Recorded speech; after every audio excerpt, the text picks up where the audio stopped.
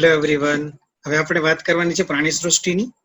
મિત્રો આપણે ઓલરેડી ક્લાસિફિકેશનના યુનિટમાં બધા ચેપ્ટરનું ડિસ્કશન કરી ગયા છીએ. લિવિંગ વર્લ્ડ, સજીવ સૃષ્ટિ, બાયોલોજીકલ ક્લાસિફિકેશન, જૈવિક વર્ગીકરણ. ત્યાર પછી મેં તમારી સાથે વનસ્પતિ સૃષ્ટિની વાત કરી. હવે આપણે વાત કરવાની છે પ્રાણી સૃષ્ટિની. એનિમલ કિંગડમ ચેપ્ટર જે છે આમાંથી દરેક વખતે એક્ઝામની અંદર ક્વેશ્ચનમાં વેરિએશન આવતું હોય છે. ઘણી વખત એવું બનેલું છે મિત્રો કે સ્ટુડન્ટ એનિમલ કિંગડમ બહુ સારી રીતે તૈયાર કરીને ગયા હોય ને બહુ ઓછા પ્રશ્નો પૂછાય, અને ઘણી વખત એવું પણ બને છે કે થોડુંક ક્વેશ્ચન જે છે એ હેવી પૂછાઈ ગયા હોય. તો પણ આપણે નીટ માટે આ ચેપ્ટરને ખાસ સારી રીતે તૈયાર કરશું. આપણે આપણા ડિસ્કશનની શરૂઆત કરીએ. ફર્સ્ટ તમને કીધું છે કે પ્રાણી સૃષ્ટિમાં જોવા જઈએ તો એરિસ્ટોટલને પ્રાણી સૃષ્ટિના પિતા તરીકે ઓળખવામાં આવે છે. એમની બુક એક છે હિસ્ટોરિયા એનિમેલિયમ, બરોબર છે, જેમણે એને પ્રાણીના વર્ગીકરણ વિશે વાત કરી. જો મિત્રો શરૂઆતના પ્રાણીના જે વર્ગીકરણ થયા ને બહુ બેઝિક લેવલના વર્ગીકરણ હતા. જેમ કે જો એને પ્રાણીને રુધિરના રંગના આધારે બે ભાગમાં વિભાજિત કરેલા, બરોબર છે, એનેઇમા અને ઇનેઇમા, એમાં બે ભાગ પડ્યા. એમણે એવું કીધું કે એનેઇમા એટલે કોણ, તો કે જે લાલ રુધિર ધરાવતા નથી. એવા કયા કયા, તો કે પ્રજીવથી શૂળ ત્વચી સુધીના તમે લેવા જાઓ ને તે બધા એનેઇમામાં સમાવેશ થઈ, બરોબર છે. જ્યારે ઇનેઇમા કીધું છે, ઇનેઇમા એટલે કોણ, તો કે ઇનેઇમા એટલે મિત્રો મેરુદંડીથી તમે આગળની જે વાત કરો તો એ બધાનો સમાવેશ ઇનેઇમામાં થાય છે. ઇનેઇમાનો મતલબ એવો થાય છે કે પોતે જે છે એ લાલ રંગનું રુધિર ધરાવે છે અને મેરુદંડથી આગળ તમે, હવે એમાં પાછા તમે બે ભાગ પડે, અપત્ય પ્રસવી પડે ને અંડ પ્રસવી પડે. મિત્રો જે ઈંડા દ્વારા બચ્ચાને જન્મ આપે છે એને આપણે અંડ પ્રસવી કહીએ છીએ, અને અપત્ય પ્રસવી એટલે કે જે બચ્ચાને જે છે ઈંડા વગર નહીં પણ સીધો ટૂંકમાં બચ્ચાને જન્મ આપે છે, બરોબર છે. તો પ્રાણી સૃષ્ટિની શરૂઆતમાં આપણે આ બે વાત ખાસ યાદ રાખશું, બરોબર છે. નેક્સ્ટ વાત કરીએ હવે આપણે વર્ગીકરણના એકમો જોવા જાવ. હવે મિત્રો જે રીતે વર્ગીકરણ થયેલું છે એ હિસાબે જો આપણે જોવા જઈએ ને તો નાનેથી મોટા સુધી હું તમારી સાથે વાત કરું ને તો સૌથી પહેલી વાત આવે કોષ રસ સ્તરીય. કોષ રસ સ્તરીય વર્ગીકરણ એટલે કે કોષ રસ સ્તર લેવલનું વર્ગીકરણ કોનામાં જોવા મળે, તો કે તમને પ્રજીવમાં જોવા મળે. કોષ રસ સ્તરીય સજીવો છે. પછી કોષ સ્તરીય, બરોબર છે, એટલે કે સેલ્યુલર લેવલનું જોવા મળે. તો એમાં તમને વાદળી જે છે, બરોબર, જે સચ્છિદ્ર સમુદાયની તમે વાત કરો છો એમાં જોવા મળે. પેશી સ્તરીય, એમાં હવે ટીસ્યુનો વિકાસ થયેલો જોવા મળશે. એવા કયા આવશે, તો કે એમાં મિત્રો કોષ્ઠાંતરી આવી શકે છે. અંગો અંદર જોવા મળે એવા કયા, તો કે પૃથુકૃમિમાં. પૃથુકૃમિમાં તમને અંગો જોવા મળે છે. અને અંગ તંત્ર સ્તરીય, બરોબર છે. અંગ તંત્ર એટલે બહુ બધા અંગો, જેમ કે પાચન તંત્ર, શ્વસન તંત્ર, રુધિરાભિસરણ તંત્ર, પ્રજનન તંત્ર, ચેતાતંત્ર, આ બધા પ્રકારના તંત્રો તમને સૂત્રકૃમિથી શરૂ થાય તો છેક તમને મેરુદંડી સુધી જોવા, મતલબ મેરુદંડી એટલે છેલ્લા સુધી તમે સસ્તનો સુધી જોવા જાવ, બધામાં અંગ તંત્ર સ્તરીય પ્રકારનું આયોજન તમને જે છે જોવા મળે છે. તો આ વાત થઈ ગઈ આપણી વર્ગીકરણના એકમોની, કે આપણને પ્રાણી સૃષ્ટિમાં વર્ગીકરણ જે જોવા મળશે એ કયા પ્રકારનું જોવા મળશે. ચલો નેક્સ્ટ વાત કરીએ હવે આપણે પરિવહન તંત્ર વિશે. તમે જાણો છો મિત્રો, કોને પરિવહન તંત્રની વાત કરવા જાઓ તો કોને પ્રાણીઓની અંદર બે ભાગ પડે, એક તો ખુલ્લું પરિવહન તંત્ર અને બીજું બંધ પરિવહન તંત્ર. ખુલ્લા પરિવહન તંત્રની જો હું તમારી સાથે વાત કરવા જાઉં તો એમાં જે છે ને એ રુધિર હૃદયની બહાર ધકેલવામાં આવે. કોષો અને પેશીઓ તેમાં તરબોળ અથવા તરબતર હોય. ટૂંકમાં તમે એમ સમજી લો કે તમે એક જગ પાણીનો ભરો, પાણીના ભરેલા જગની અંદર તમે કોષો પેશીઓ બધા ડુબાડી દો તો કેવું થાય, તો બસ એ જે થાય ને એને જ આપણે લોકો જે છે એ ખુલ્લું રુધિરાભિસરણ તંત્ર કહીએ. જેમ કે આવું હોય, તમે જોઈ શકો છો સ્ક્રીન ઉપર, હું તમારી સામે ડ્રો કરી રહ્યો છું એટલે તમને ખ્યાલ આવી જાય. આજે હું એ ડ્રો કરેલું છે હૃદય છે, બરોબર, એમાં ધમની ને શીરા જેવા કઈ ભાગ પડતા નથી, બરોબર, એમાં બધી રુધિર વાહિનીઓ જ હોય છે, બરોબર છે. અને એમાં તમને જે છે એ આ રીતનું એની રચના જોવા મળે, બરોબર છે. અને આ તમે અહીંયા જે જુઓ છો, બરોબર છે, આપણે એનું હૃદય કહી શકાય, બરોબર છે, આ હૃદય કહી શકીએ આપણે એનું. આ રીતનું આપણને એનું સ્ટ્રક્ચર જોવા મળે. અને આ ભાગ જે તમને એનો છેડાનો ભાગ છે, બરોબર, એ હંમેશા તમને આ રીતે ખુલ્લો જ મળશે, બરોબર છે, બંને બાજુથી તમે જોવા જાવ તો. જો આ ખુલ્લું રુધિરાભિસરણ તંત્ર થઈ ગયું, બરોબર છે. હવે બંધ રુધિરાભિસરણ તંત્ર એટલે શું, તો કે બંધમાં છે ને મિત્રો આ જોડાઈ ગયેલા હોય છેડા, જો આ બંધ થઈ ગયું હોય તો હવે કેવું થશે કે બંધ થઈ જાય ને તો હવે એક બાજુ જે છે એ બધી શીરા કહેવાશે. જેમ કે આ બાજુની બધી તમે શીરા કહો છો, બરોબર છે. શીરાનું કામ છે હૃદયમાંથી રુધિરને અંગો ટૂંકમાં શરીરમાંથી રુધિરને હૃદય તરફ લઈ જવું, બરોબર છે. અને એક બાજુ તમને જે જોવા મળશે, બરોબર છે, એ તમને કહેવાય ધમની, બરોબર છે. તો ધમની અને શીરા, ધમનીનું કામ છે હૃદયમાંથી રુધિરને અંગો તરફ લઈ જવું, બરોબર. જો અહીંયા ખાસ કીધું કે રુધિર એ વ્યાસ વેગની વાહિકાઓમાં પરિપથ દ્વારા પરિવહિત થાય છે. અને આ વાહિકાઓ કઈ કઈ છે તો કે આ વાહિકાઓ બે પ્રકારની છે, એક ધમની છે, બરોબર, અને એક શીરાઓ છે. મિત્રો આ ધમની અને શીરાઓ છે ને જયારે અંગોની અંદર જાય ને ત્યારે એ નાની નાની વાહિકાઓમાં વિભાજિત થઈ જાય, જેને આપણે લોકો કેપિલરીઝ કહીએ છીએ. તો આ રીતે પરિવહન તંત્ર તમને ખુલ્લું અને બંધ પ્રકારનું જોવા મળી શકે, બરોબર છે. સજીવમાં આ રીતે આપણે એના બે ભાગ પાડી શકીએ છીએ. સમમિતિની જો તમારી સાથે વાત કરું તો 3 સમમિતિ હોય. સમમિતિ એટલે એનો કયા પ્રકારનો આકાર છે, કઈ પ્રકારની રચના છે. હવે હું તમને એને થોડીક શોર્ટમાં તમારી સાથે વાત કરવા માંગીશ. ફિગરથી જ આપણે વાત કરી લઈએ એટલે ખ્યાલ આવે, બરોબર છે. જો મિત્રો, અરીય સમમિતિ, દ્વિપાર્શ્વ સમમિતિ અને અસમમિતિ, મારે 3 તમારી સાથે ચર્ચા કરવી છે. અહીંયા તમને દ્વિપાર્શ્વ, અરીય અને અસમમિતિ તમે બ્લેક કલરમાં તમને દેખાડેલું છે. જુઓ, હું તમને ડાયરેક્ટ એને સમજાવવાનો પ્રયત્ન કરું છું એટલે તમને વધારે ઈઝીલી ખ્યાલ આવે. અસમમિત કીધું છે તમને, પછી તમને અરીય સમમિત કીધું છે અને તમને દ્વિપાર્શ્વ સમમિત કીધું છે, બરોબર. અહીંયા તમને એક નાનકડું હોમવર્ક આપું છું. હોમવર્ક ખાલી એટલું છે કે તમારે ખાસ આમાં કયા કયા સમાવેશ થાય ને એ તમારી રીતે ભાગ તમારે પાડવાના છે. અહીંયા લખેલું જ છે, બરોબર છે, પણ તમારી માટે એક નોલેજ માટે તમારે એના ભાગ પાડવાના છે. ચલો અહીંયા જોઈએ આપણે. જો તમને ખાસ કીધું અરીય સમમિતિ એટલે શું. મિત્રો, અરીય સમમિતિનો અર્થ એવો થાય છે, અરીય સમમિતિનો અર્થ એવો થાય છે કે ઓર્ગેનિઝમ્સ ને તમે કોઈ બી લેવલથી ડિવાઈડ કરો, મતલબ જો આ બાજુથી કરો, આ બાજુથી કે આ બાજુથી, એ હંમેશા સરખા બે ભાગમાં વહેંચાય. હું ગોળ હોય ને ગમે ત્યાંથી કાપું, બરોબર છે.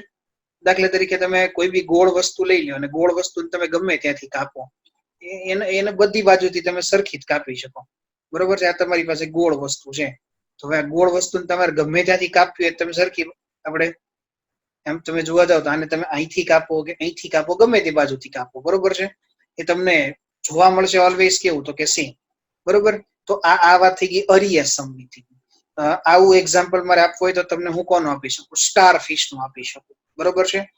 દ્વિપાર્શ્વ, આપણું એક્ઝામ્પલ લઈ લો. ચલો, દ્વિપાર્શ્વ. દ્વિપાર્શ્વ સમમિતિનો અર્થ એવો થાય છે મિત્રો કે જો અહીંયા તમે જોશો તો અહીંયા વચ્ચેનો જયારે ભાગ કાપવામાં આવે છે, બરોબર, અહીંથી તમે જુઓ તો વચ્ચેના ભાગથી એને જયારે કાપવામાં આવે છે, અહીંયા કપાય છે, જો આ બોર્ડર જો અહીંથી કાપીએ છીએ આપણે, બરોબર છે. તો અહીંથી કાપવાથી એનું શરીર જે છે ને એ બે સરખા ભાગની અંદર વેચાઈ જાય છે. આખો જે ભાગ દેખાય તમને, આખો ભાગ એનો જે છે એ ડાબો ભાગ કહેવાય અને આખો જે તમને દેખાય છે એનો જમણો ભાગ કહેવાય. એવા બે ભાગની અંદર તમને જે છે એ ટૂંકમાં વિભાજિત થયેલું જોવા મળે. તો મિત્રો, આ એક એક્ઝામ્પલ તમારે અહીંયા યાદ રાખવાનું છે દ્વિપાર્શ્વ સમમિતિનું, બરોબર છે. અને હવે ત્રીજી એક વાત કરું કે અસમમિતિ, જેમાં તમે એક એક્ઝામ્પલ લઈ શકો કે ભાઈ સ્નાન વાદળીનું, બરોબર છે. સચ્છિદ્ર સમુદાયમાં તો સ્નાન વાદળીનું તમે એક્ઝામ્પલ લઈ શકો, જેમાં આ રીતની વાદળીની રચના હોય, બરોબર. હવે આમાં તમે આ પ્રકારની રચના તમે કઈ બાજુથી કાપવા જાઓ, બધી બાજુથી કાપો તમને એક પણ ભાગ સરખો ના મળે, તો આને અસમમિત કહેવાશે. યાદ રાખજો મિત્રો, અસમમિત. સમમિતિ 3 પ્રકારની, અરીય સમમિતિ, દ્વિપાર્શ્વ સમમિતિ અને અસમમિતિ. અસમમિત એટલે એનો કોઈ નિશ્ચિત બે ભાગ શક્ય નથી, એટલે આપણે એને અસમમિત કહીએ. તમે ગમે તે એંગલ થી કાપો પણ તમને એ સરખું ના જ જોવા મળે, બરોબર છે, એટલે એને અસમમિત નામ આપેલું છે.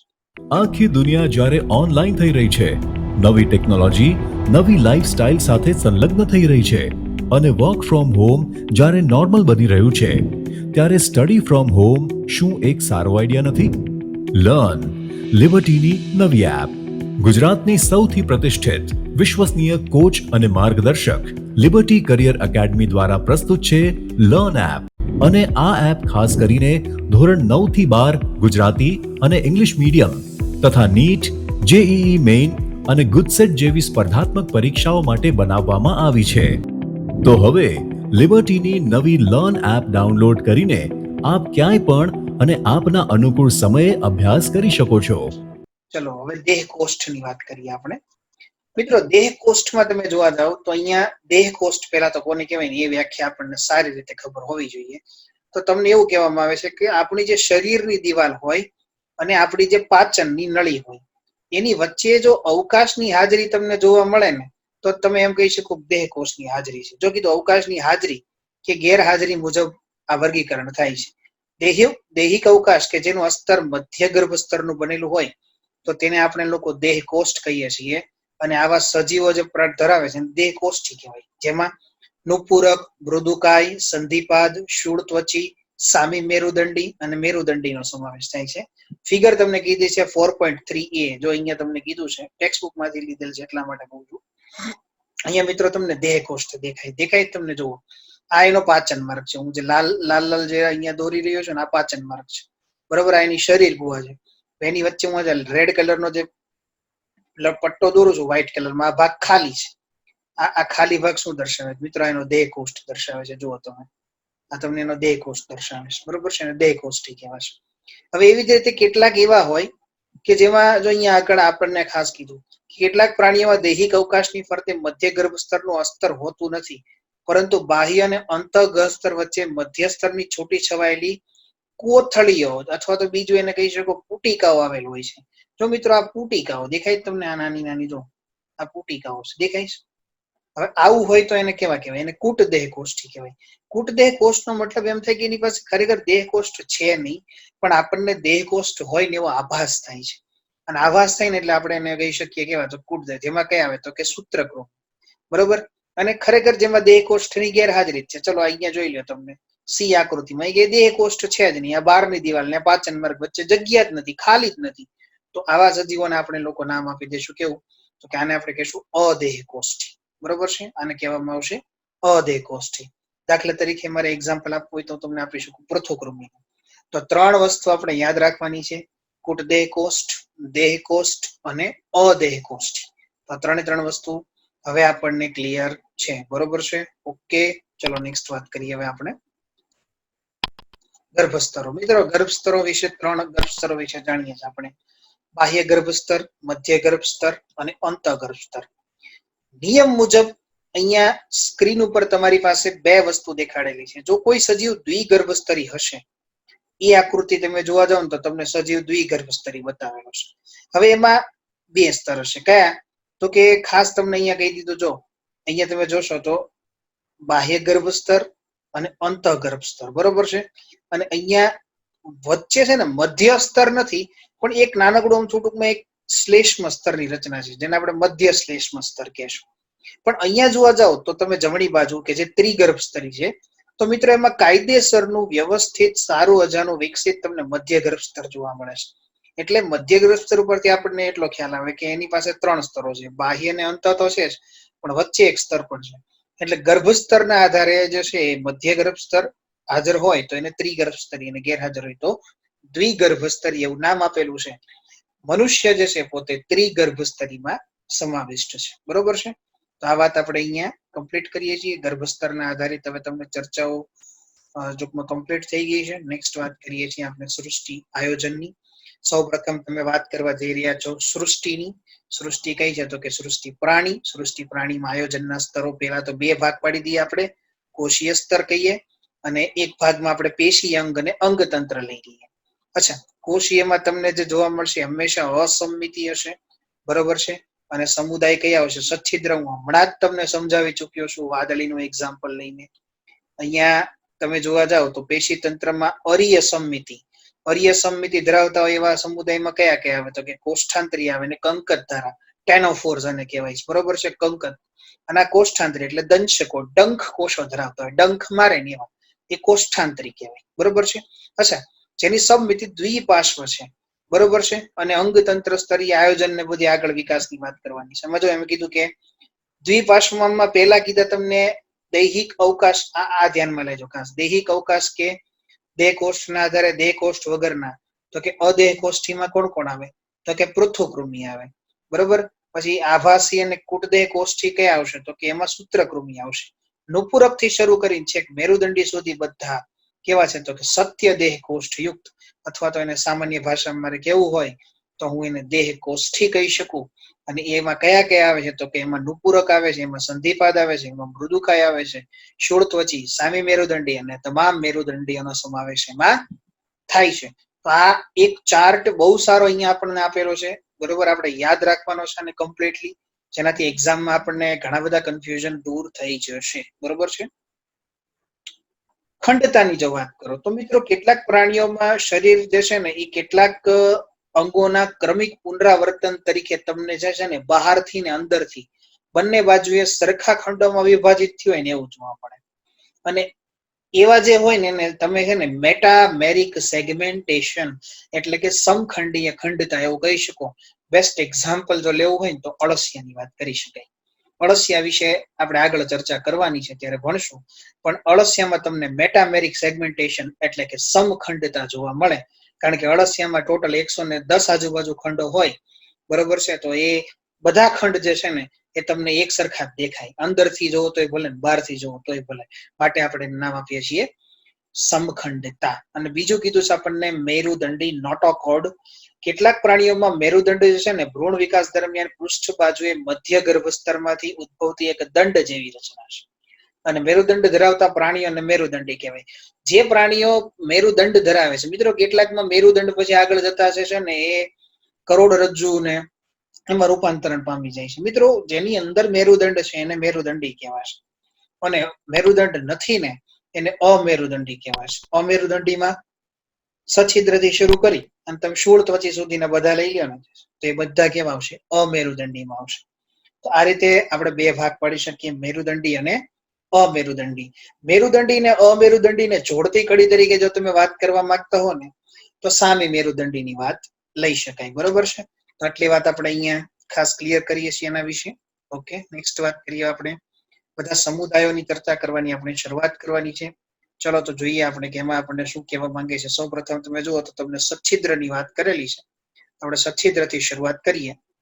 અચ્છા, જોતા રહીએ આપણે. બરોબર, ઓકે, ચાલો. સમુદાય સચ્છિદ્ર, બરોબર, આપણે એને કહીએ છીએ પોરીફેરા. બરોબર, આ સમુદાયના સજીવોને આપણે લોકો જે છે ને સ્પોન્જી કહીએ છીએ, સ્પોન્જીસ, યાદ રાખજો. અને તેના અભ્યાસને પેરાઝોલોજી તરીકે ઓળખાય છે. બરોબર છે, પેરાઝોલોજી. ઓકે, પ્રાણીઓમાં જે છે એ પાણીમાં ટૂંકમાં મીઠા કે તમે ખારા પાણીમાં આપણને રહેતા હોય જોવા મળે છે. મિત્રો અમુક વાત હવે જે છે ને એ ડાયરેક્ટ આપણે ચર્ચા કરી નાખશું. જેમ કે કલિકા સર્જન વિશે તમે જાણો છો, અંતઃકલિકા વિશે જાણો છો, અંડકોષ શુક્રકોષના નિર્માણ વિશે જાણો છો. જ્યાં સમજાવવા જેવી બાબતો ડિટેલમાં છે ત્યાં હું કહેતો જઈશ. પણ હવે સમમિતિની વાત આવશે તો હું તમને ખાલી એટલું જ કહીશ કે આની સમમિતિ અરીય છે. કારણ કે હવે પછી અરીય સમમિતિ એટલે શું હું તમને ઓલરેડી આગળ સમજાવી ચુક્યો છું. બરોબર, અથવા તો અસમમિતિ એટલે શું, અથવા તો દ્વિપાર્શ્વ સમમિતિ એટલે શું. એટલે એ વસ્તુ હવે આપણે માત્ર અહીંયા એનું નામ જ લેશું, કારણ કે આગળ જે છે આપણે ઓલરેડી સમજી ચુક્યા છીએ. હજી જો તમને કોઈને મતલબ એમાં કઈ ડાઉટ હોય તો ફરીથી એક વખત રિવાઇન્ડ કરીને જોઈ લેજો, જેના કારણે તમને આ સમજવામાં તકલીફ ના પડે. પ્રાણીઓ બહુકોષી અને છિદ્રવાળી કોષ દિવાલ, જેને છિદ્રિષ્ટ કોષ દિવાલ કહેવાય ને એવી કોષ દિવાલ ધરાવતા એકાકી એટલે કે સિંગલ રહેતા હોય, અથવા તો વસાહતમાં રહેતા હોય તો વસાહતી પ્રકારના સજીવોનો સમાવેશ થાય છે. શરીર કોષ સ્તરીય આયોજન ધરાવે છે. સૌથી બેઝિક પ્રકારનું આયોજન કોષ સ્તરીય આયોજન દેખાડે છે. બરોબર છે. અસમમિતિ, જો હવે તમને યાદ હોવું જોઈએ, મેં હમણાં જ સમજાવ્યું છે. અસમમિતિ એટલે કે જેના શરીરની કોઈ પ્રકારની સમમિતિ છે જ નહીં. બરોબર, અથવા તો જો અહીંયા અથવા કીધું છે, કેટલાક એવા છે જે અરીય સમમિતિ ધરાવતા છે. બરોબર છે. અને શરીર છિદ્રો ધરાવે છે, જેને આપણે ઓસ્ટિયા કહીએ છીએ. નલિકાઓ ધરાવે છે. અને ગુહા એટલે કે એક બખોલ જેવી રચનાઓ ધરાવે છે. અચ્છા, દ્વિગર્ભ સ્તરીય સજીવો છે. દ્વિગર્ભ સ્તરીય હોય તો મિત્રો બે જ ગર્ભસ્તર હાજર હશે. કયા તો કે અંતઃ ગર્ભસ્તર અને બાહ્ય ગર્ભસ્તર. વચ્ચે તમને મધ્ય શ્લેષ્મ સ્તરની હાજરી જોવા મળશે. પાણીના પ્રવાહ સાથે વધારાનું પાણી જે છે એ આશ્યક નામની જે રચના જે છે ને એની અંદર મહત્વની છે, કે જેના દ્વારા એ વધારાના પાણીનો શું કરે છે? નિકાલ કરે છે. બરોબર છે. ઉભયલિંગી પ્રાણીઓ છે. અચ્છા, તો નર અને માદા બંને એકમાં જશે, એને ઉભયલિંગી કહેવાશે. અચ્છા, એનું બોડી જે છે ને વિવિધ દ્રઢાઓ જે છે ને મિત્રો એ મજબૂત કેલ્શિયમની બનેલી રચનાઓ છે. સ્પોન્જીના રેસાયુક્ત અંગાલની રચના કરે છે. આ એક બહુ સમજવાતી વસ્તુ છે. દ્રઢાઓ મજબૂત એના જે છે ને સ્ટ્રક્ચર હોય એના. છિદ્રિષ્ટ ગુહા અને તેના ફરતે તમને નિવાપ કોષોનું સ્તર જોવા મળે છે. આમાં અલિંગી પ્રજનન છે ને કલિકા સર્જન દ્વારા થાય છે. હવે તમે કલિકા સર્જન વિશે જાણો છો, અને એમાંય ખાસ કરીને તમને આમાં અંતઃકલિકા વિશે હું ભણાવી ચૂક્યો છું. જેમ્બ્યુલ્સ ની રચના થાય છે. અંતઃકલિકાને આપણે જેમ્બ્યુલ્સ પણ કહીએ છીએ. લિંગી પ્રજનન જે છે એ અંડકોષો દ્વારા થાય છે અને શુક્રકોષોના નિર્માણ દ્વારા થાય છે. તો આટલી વસ્તુ આપણે સછિદ્રમાં યાદ રાખવાની છે મિત્રો. બરોબર છે? ઓકે, ચલો નેક્સ્ટ વાત કરીએ સછિદ્રમાં. ઓકે, હવે સેકન્ડ તમને જે કીધું છે અહીંયા એવું કીધું છે કે પોતે અંતઃફલન દર્શાવે છે. જો ખાસ કીધું તમને કે પોતે શું દર્શાવે છે? અંતઃફલન દર્શાવશે અને સાથે સાથે પુનઃસર્જનની ક્ષમતા પણ ધરાવે છે.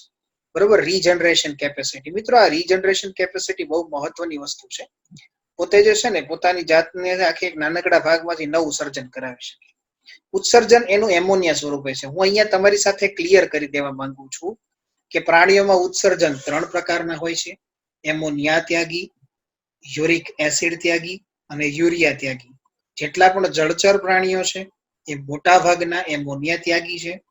બરોબર, અને આ સિવાય યુરિયા અને યુરિક એસિડ ત્યાગી તમને મોસ્ટલી જમીન પર જોવા મળતા હોય છે. બરોબર, શ્વસનની પ્રક્રિયા એમાં વાયુઓના પ્રસરણ દ્વારા થાય. મિત્રો આ એક કોષીય પ્રકારની રચનાઓ હોય કે બહુકોષીય પ્રકારની રચનાઓ હોય, પણ હજી આ એવી રચનાઓ છે કે જેમાં શ્વસન તંત્ર નામની કોઈ વસ્તુ જ નથી, વિકસિત જ નથી. તો સ્વાભાવિક છે કે પ્રાઇમરી લેવલ ઉપર એ શ્વસન વાયુઓના પ્રસરણ દ્વારા શું કરતું હશે? તો કે ઉત્સર્જન શ્વસનની પ્રક્રિયા પૂરું કરતું હશે. અંડકોષ અને શુક્રકોષ એમાં નિર્માણ પામે, ફલન થાય. એમાં ફલન પાણીના પ્રવાહ બહુ મહત્વનો ભાગ ભજવે છે. એમાં ફલિતાંડ થાય મિત્રો. ફલિતાંડ બને ને, ફલિતાંડ વિભાજન પામીને એમાંથી આગળ ડીંભ બને. હવે ડીંભ એટલે શું એ હું તમને કહી દઉં ખાસ. બરોબર, આ ડીંભ શબ્દ વારંવાર આવશે એટલે હું તમારી સાથે ક્લિયર કરી દેવા માંગુ છું. ડીંભનો મતલબ એવો થાય છે ફ્રેન્ડ્સ કે જે સજીવો જે છે, બરોબર છે, એ જ્યારે પોતાની બાલ્યાવસ્થાની અંદર હોય, બરોબર છે, તો એ હજી પુખ્ત અવસ્થામાં જે સજીવ જોવા મળતું હોય ને એના જેવા દેખાતા ના હોય ને તો એને ડીંભ અવસ્થા કહેવાય. બરોબર છે, ડીંભી અવસ્થામાં સજીવ જે છે એના પુખ્ત પ્રાણી જેવું લાગતું નથી. જેમ કે દેડકો. દેડકામાં નાનું બચ્ચું જે તમે જોવા જાવ તે તમને ટેડપોલ સ્વરૂપે જોવા મળે. ટેડપોલને જોતા કોઈ એમ કહી ના શકે કે ભવિષ્યમાં દેડકા તરીકે વિકાસ પામશે. પણ આ બધા જે છે ને મેટામોર્ફોસિસની પ્રક્રિયામાંથી પસાર થઈ. મેટામોર્ફોસિસ એટલે શું?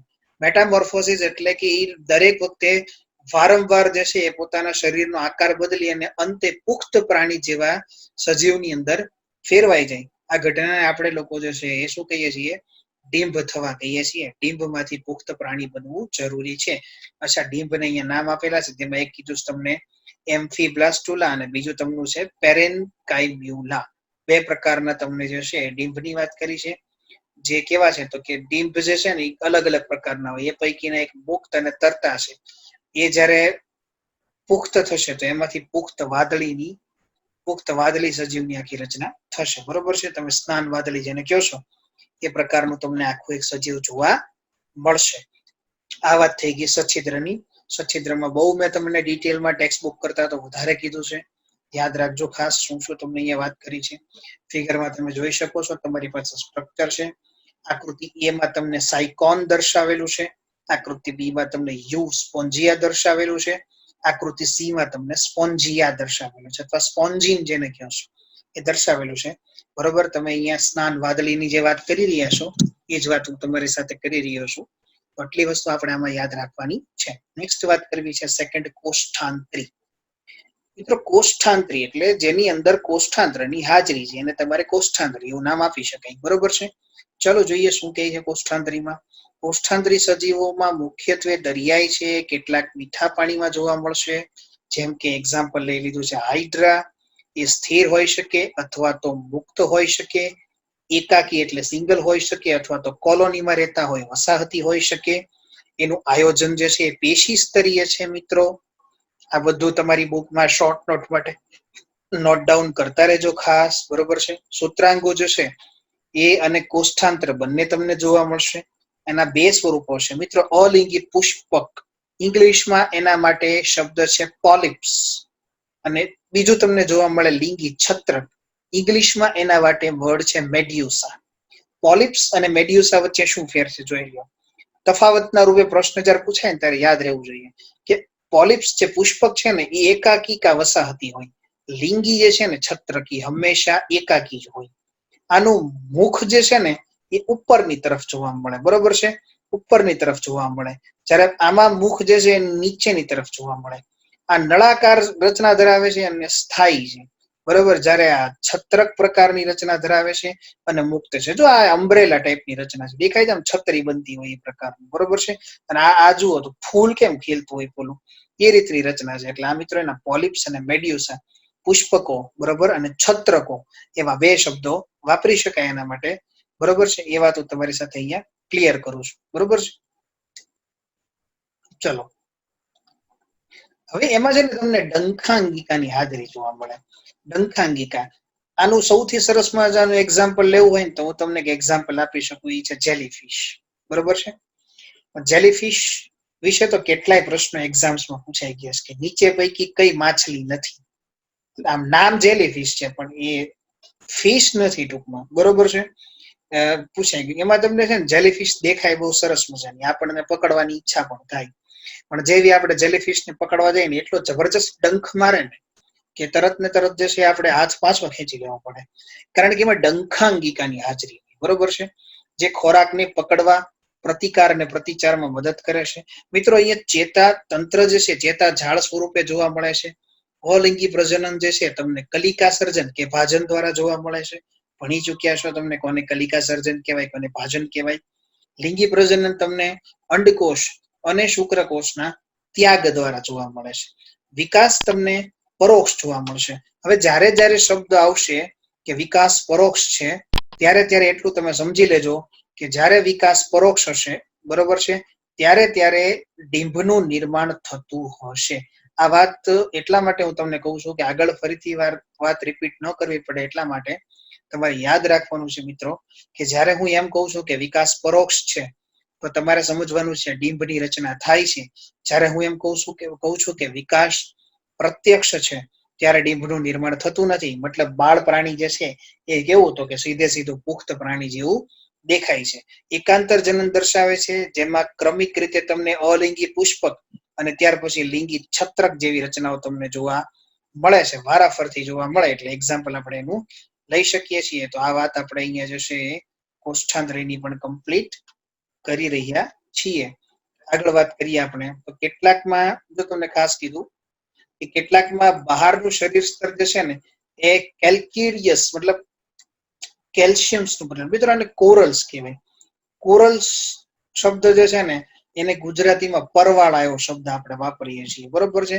આપણે ઓખા પાસે તમે પિરોટન કરીને એક પરવાળાનો ટાપુ આવેલો છે. એનો પાચન માર્ગ જે છે ને એમાં અપૂર્ણ હોય છે, અને પાચન એનું અંતઃ કે બાહ્ય કોષીય થાય. કોષની અંદર થાય તો એને અંતઃકોષીય પાચન કહેવાય, અને આ કોષ પોતાના અંતઃસ્ત્રાવ ઉત્સેચકો જે હોય એને બહાર પહેલા તો ખોરાક ઉપર છાટકે, પછી એ ખોરાકનું પાચન થઈને પછી એને ગળી જાય તો એને બાહ્ય કોષીય પાચન કહેવાય. કોષ પોતાની અંદર ખોરાકને ગળીને પછી પાચન કરે તો અંતઃકોષીય, અથવા તો ખોરાક બહાર પડ્યો રહી, કોષ એના ઉપર ઉત્સેચકો છાંટે છે, પછી એને પાચન કરે છે, એને ખાઈ જાય છે. ચેતાતંત્ર વિકસિત નથી હોતું, માત્ર જાળી સ્વરૂપે જોવા મળે. જો અહીંયા કીધું તમને ચેતા ઝાડ. પ્રજનન તમને લિંગી અને અલિંગી બંને પ્રકારનું જોવા મળશે. હાઇડ્રોઝુઆ, સ્કાઇફોઝુઆ અને એન્થોઝુઆ, આવા 3 પ્રકારો જે છે ને એ તમને જોવા મળશે. કોના તો કે કોષ્ટક. મિત્રો તમારી ટેક્સ્ટબુક કરતા બહુ જ આજી વાત હું અહીંયા કરી રહ્યો છું, માટે આ બધી વાતને ખાસ નોંધી લેજો, તમારી માટે બહુ ઇમ્પોર્ટન્ટ છે, બરોબર છે. ઓકે, તમારી અહીંયા તમે સ્ક્રીનની અંદર તમે જુઓ તો સ્ક્રીન ઉપર તમને જે છે કેટલીક અહીંયા વાત કીધી છે, એ પૈકી તમારે યાદ રાખવાનું છે એમાં, બરોબર. તમને એક તો અહીંયા આ જો પહેલી જ આકૃતિ તમને જે આપી છે મેં કીધું ને કે જેલી ફિશ, અને જેલી ફિશ જે છે ને એક પ્રકારનો છત્રક જેવો આકાર ધરાવે છે. મેં આગળ જે ફિગર દર્શાવી હતી એ જ રીતની તમને અહીંયા એની રચના છે, જોઈ લો, દેખાય છે તમને. અને આ તમને એનું ફ્લાવર ટાઈપની રચના છે, બરોબર છે. એટલે તમને સમુદ્ર ફૂલ જે ઉદાહરણ લ્યો છો તમે, સમુદ્ર ફૂલનો સમાવેશ છે પુષ્પક પ્રકારમાં થાય. અને આ ડંખાંગિકા છે, જો એના આ ઉપર તમને જેલીફિશ હોય ને તેમાં આ રીતના જોવા મળે રચનાઓ, ડંખાંગિકા હોય, ડંખ મારે, બરોબર. તો આ એના ડંખાંગિકાની રચના છે. તો આટલી વાત તમને હવે કોષ્ઠાંતરી વિશે ક્લિયર હશે. આઈ હોપ કે તમને બધો પોઈન્ટ જે છે એમાં ખ્યાલ આવ્યો હશે, બરોબર છે. બહુ વ્યવસ્થિત રીતે ફિગર્સ તમારી બધી મૂકી છે, એટલે તમને એનસીઆરટી વાંચતા હો તો તમને મજા આવે, ફિગર તમારી સારી રીતે તમે જોઈ શકો એટલા માટે અહીંયા એને કવર કરી છે ખાસ, બરોબર છે. ચલો નેક્સ્ટ વાત કરીએ હવે આપણે.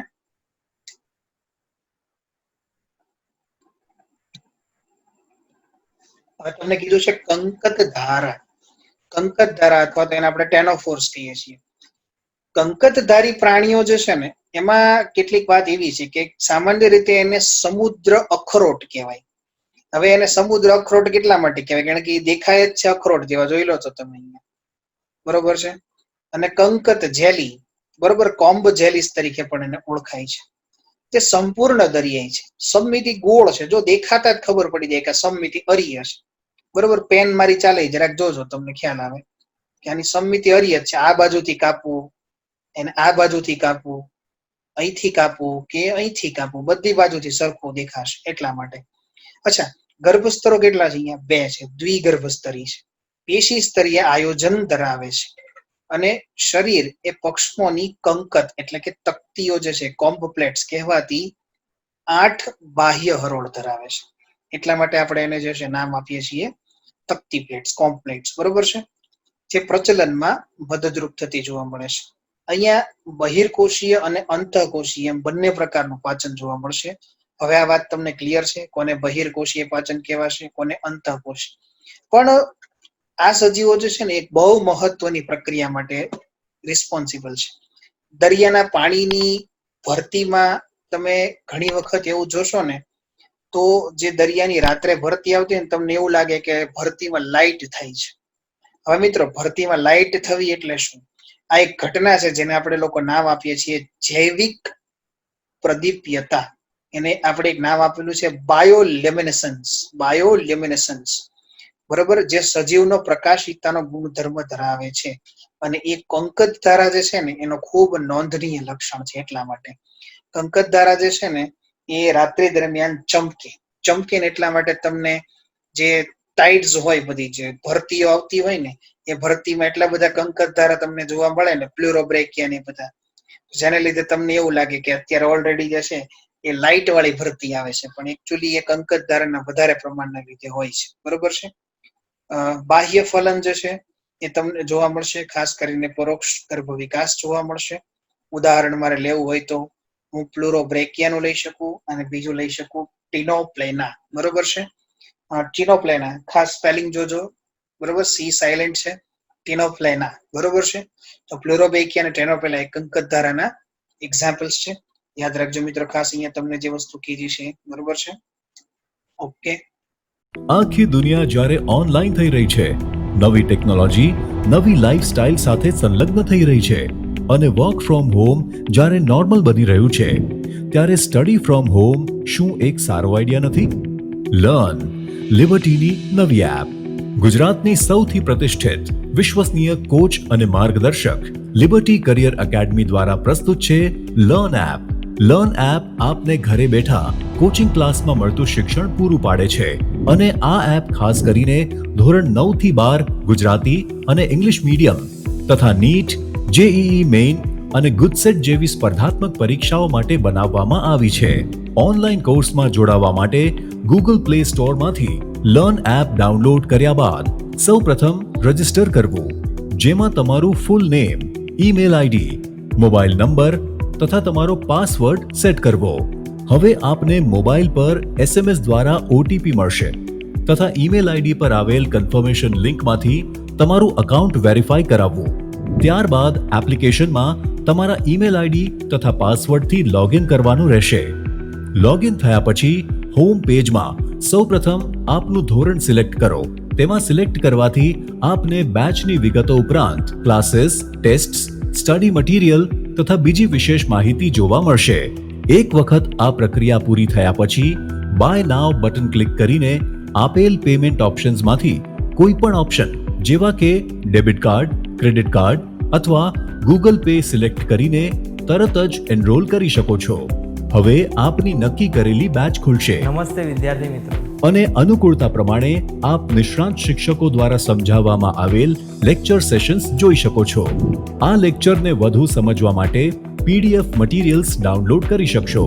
એક વખત વિષય સમજી લીધા પછી ચેપ્ટર વાઇઝ ક્વિઝ આપીને પોતાની વિષય સમજ ચકાસી શકો છો. અને જો ક્યાંક આપને કોઈ સમસ્યાનો ઉકેલ ના મળે તો ચિંતા ના કરશો. અમારા ઇન્ટરેક્ટિવ લાઈવ ડાઉટ સોલ્વિંગ સેશન્સમાં લાઈવ ચેટ બોક્સ દ્વારા તમારી મૂંઝવણ તરત દૂર કરી શકો છો. તો હવે લિબર્ટીની નવી લર્ન એપ ડાઉનલોડ કરીને આપ ક્યાંય પણ અને આપના અનુકૂળ સમયે અભ્યાસ કરી શકો છો.